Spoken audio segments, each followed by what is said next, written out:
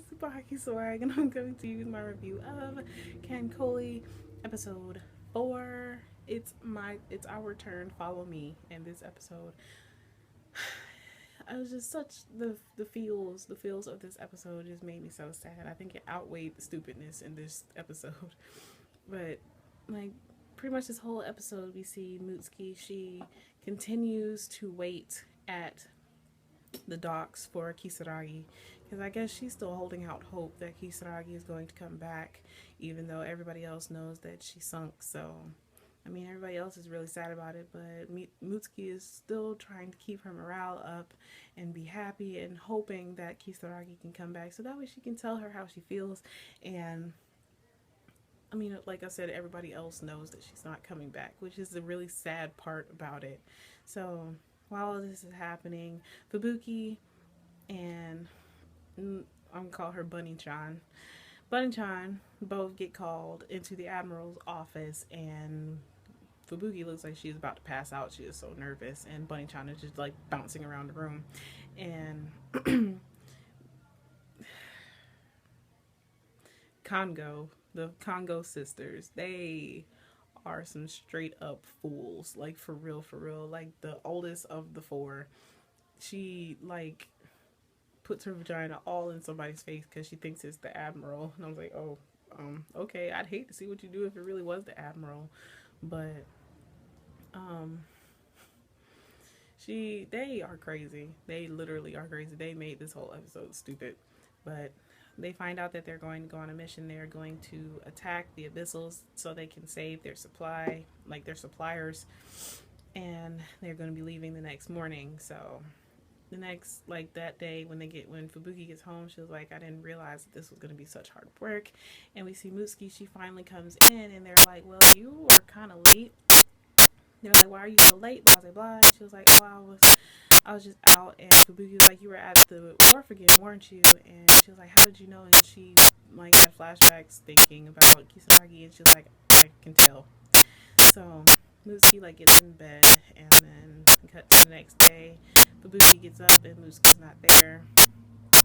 So she goes out to leave, and they're about to meet up, and Bunny-chan is not there. She's a very free-spirited person. Like I said, she was literally bouncing around the room earlier, and they can't find her. And they said she probably forgot about even going on the mission. So they had to try to find her before they could leave, which kind of sucks. So they had to go looking for her, and the Congo sisters used this as an advantage to sing, to try to draw her out, because they're like, if we throw like a festival, then she'll wonder what in the world is going on, and then we can pull her out that way.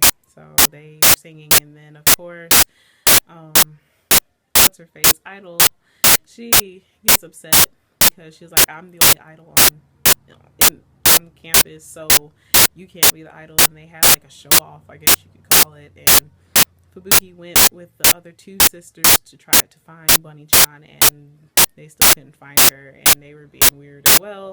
So this whole episode was just weirdness. And then they had a tea party, and that lured her out of all things. They had a tea party, and they were eating scones and drinking tea. It was actually kind of awesome. So they finally drew her out, and then they went on their mission. And Fubuki almost got sunk. It was sad. Fubuki almost got sunk, and she immediately thought of Mutsuki and thinking like, if I don't get back, Mutsuki really won't have anything else to live for because she keeps losing friends.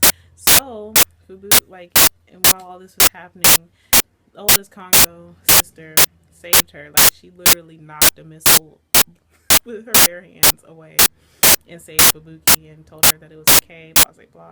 And then she was talking about, Admiral, you can play with me all you want to, whatever, blah, blah, blah. I was like, whoa, wait a minute, I wasn't ready for that one.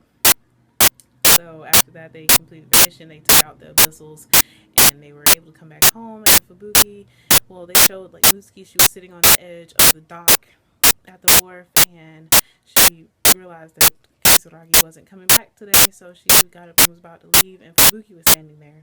And at first she thought it was Kisaragi, but it didn't turn out it was Fubuki. And Fubuki just ran up to her and hugged her, and Mutsuki was like, why are you, what's gotten into you? My arms hurt, blah, blah, blah. And Fubuki just would not let her go. And then Mutsuki finally just let it out. Like, she finally realized that Kisaragi isn't coming back, and they just bawled their eyes out together. It was so sad.